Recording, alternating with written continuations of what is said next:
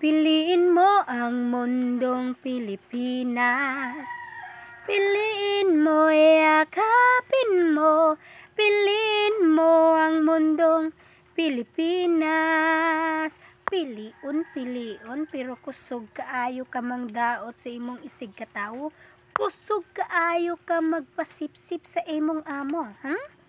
Bisan pag-unsay posisyon nato sa atong mga kinabuhi, manager ba ka, supervisor ba ka, bisan pagtag-iya kag kumpanya, kabalo ta nirespetuhay, magnirespetuhay tang tanan. Bisan pag-unsay posisyon nato, ubos pa kag posisyon, kailangan jud magnirespetuhay.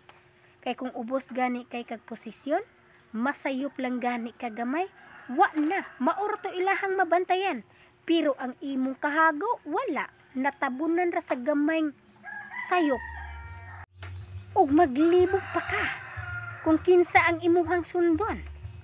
Kay daghan kaayog amo, dili lang isa, portidyong daghana. Musugo ang isa, musugo pud ang isa, wa na, maglibog na ka kung kinsay tumanon nimo nilang duha. Kay daghan kaayog amo. Unsa man jud? Pagtarong mo sa inyong mga kinabuhi.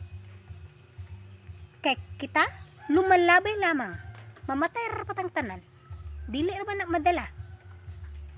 That's all. Thank you.